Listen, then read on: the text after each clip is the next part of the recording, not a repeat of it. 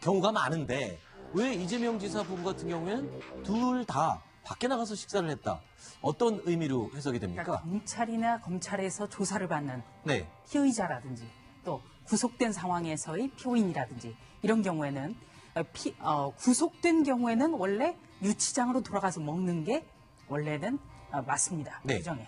그런데 이 경우에는 시간이 너무나 많이 걸리기 때문에 검찰이나 경찰에서 수사비에서 충당해서 점심값을 지원을 하죠. 네. 그래서 보통 이제 밖에서 설렁탕을 불러다 줍니다. 네. 그런데 피의자 같은 경우에는 밖에서 식사를 하고 오라고는 합니다. 네. 그런데 다리가 후들거리고 정말 초췌하고 뭐 마음에 굉장히 그 기복도 심해지고 하기 때문에 나가지를 못합니다. 대부분의 사람들이. 네. 그런데 이 부부는 모두 다 밖에서 먹었습니다. 네. 그 얘기는 두 부부가 표면적으로라도 거리낄 게 없기 때문에 당당하다는 점을 보여주기 위해서라도 아하. 바깥에 나갔다 왔을 것이다. 네. 이런 추측을 할 수 있는 나오고 거죠. 있습니다. 알겠습니다. 자, 오후에는 조금 전에 보신 것처럼 취재진의 질문에 굳게 입을 닫고 있었습니다. 그런데 오전에 출석할 때는 이런 말을 남겼었죠. 진실이 밝혀지기를 바랄 뿐입니다.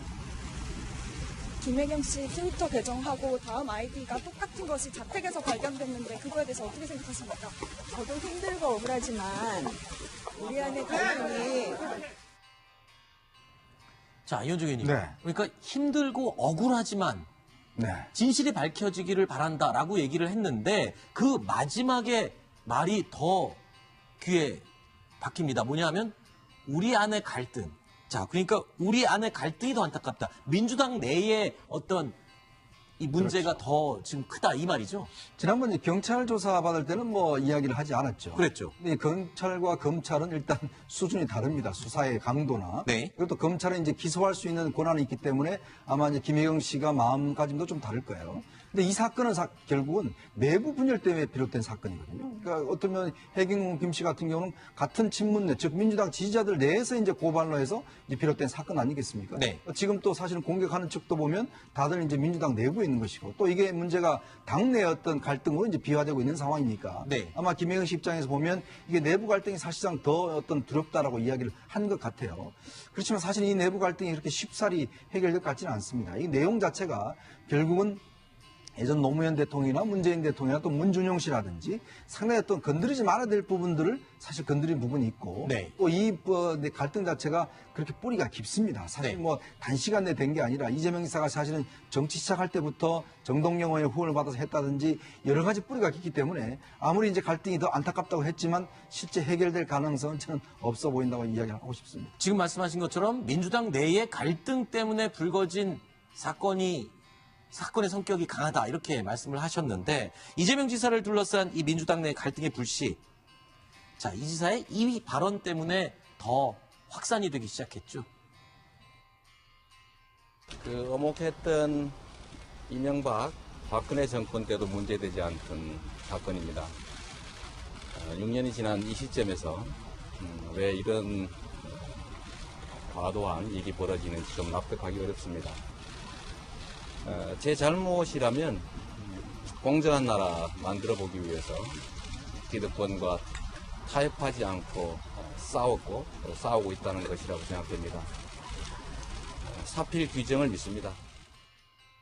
조수진 부장, 네. 조금 전에 이현정 의원이 이 얘기를 했습니다. 이재명 지사가 이 사건을 당과의 갈등으로 더 키운 부분이 없지 않아 있다. 사실 저 얘기 때부터 이재명 지사가 좀 당과의 갈등을 부추기는 말들을 계속 꺼냈죠. 의도적으로 지금 계속 꺼내고 있죠. 네. 그러니까 경찰에 출석할 때도 경찰은 권력을 선택했다. 이런 얘기를 했거든요. 네. 그리고 지금 저 문장에서도 보여지듯이 기득권과 타협하지 않고 싸워나가겠다. 기득권이 누굽니까? 바로 친문 세력, 당내 주류라는 얘기입니다. 그렇기 때문에 한마디로 당내 주류와 함께 가지 않기 때문에 자신이 핍박받고 있다. 이런 네. 주장인데요. 이 부인 김혜경 씨 같은 경우에도 지난 경찰 때는 통상적으로 정치인에게 보여졌던 모습이 연출됐습니다. 기자들에게 죄송하다라는 얘기를 했습니다. 그랬죠. 안희정 전 충남도지사라든지 박근혜 대통령이라든지 이유야 어찌됐든 간에 국민께 송구하다. 이러는 것이 보통의 정치인 부인 이런 분들에게 보여지는 모습인데 오늘 김혜경 씨 같은 경우에는 검찰에 출석하면서 억울하고 힘들지만 진실이 밝혀지길 바란다. 그러니까 남편과 결을 함께하는 거죠. 핍박받고 있을 뿐이다. 결백하다. 이런 주장을 해나가면서 싸워나가겠다라는 그런 마음을 보여주고 있는 겁니다. 저는 개인적으로 어떤 분이 이런 분석을 하시더라고요. 김혜경 씨가 경찰 조사 받을 때는 파란색 옷을 입었었는데 오늘은 아이보리색 연한 색상의 옷을 입었습니다. 이 파란색이 사실은 더불어민주당을 상징하는 색상이어서 혹시 그런 의미도 담은 게 아니냐. 이 호사가들이 하는 얘기겠지만요. 어떻습니까? 그럴 가능성이 있어 보입니까? 옷 색깔이 사실 어떤 정치적인 의미, 자기의 어떤 내면의 생각을 표현해준 의미. 정치인들은 상당히 있죠. 넥타이 색깔도 네. 다 고려를 하잖아요. 예전에 올브라이트 전 국무장 같은 경우는 이제 브로치의 어떤 모양을 가지고 그렇죠. 이제 어떤 메시지를 했듯이 정치인도 특히 남자들은 넥타이 색깔로 많이 네. 합니다. 넥타이 색깔을 어느 색깔로 맬 것이냐. 문재인 대통령은 중요한 행사 때마다 푸른색 넥타이를 매죠. 그건 어떤 민주당의 색깔이지 않습니까?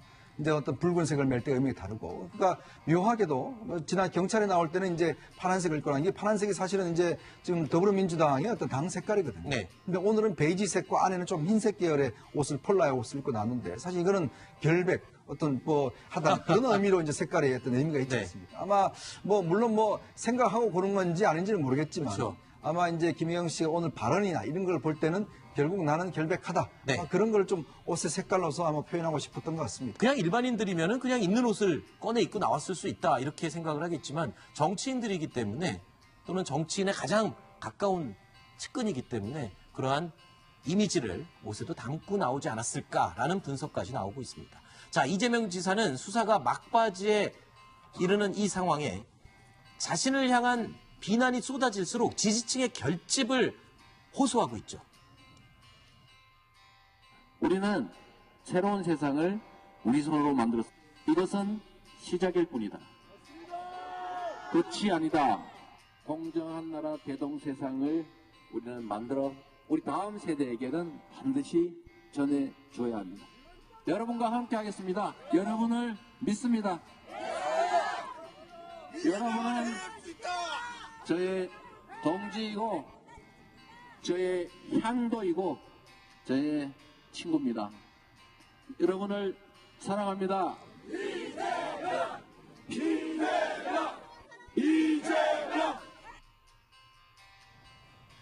이재명 지사는 변방의 장수의 이미지로서 이 현재 정권과의 대립각을 세우는 이미지를 계속 고수하고 있습니다.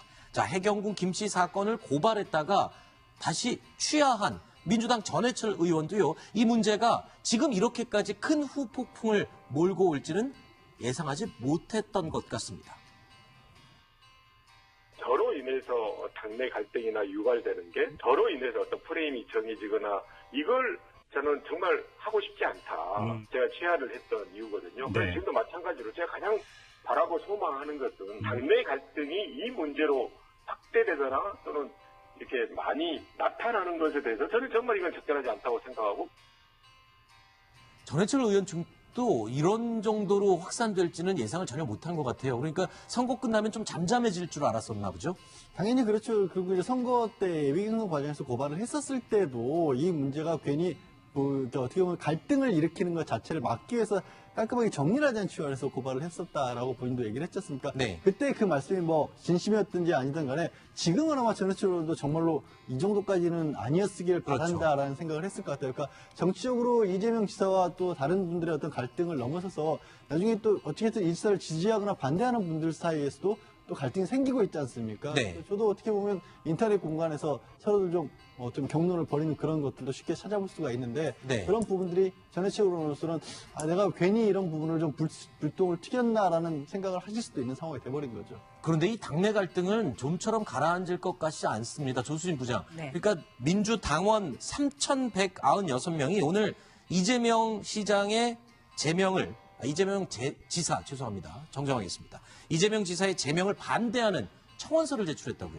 네. 그러니까 지난달 말에 민주당원 1,172명이 이 지사를 징계해달라 이런 청원서를 제출했는데요. 네.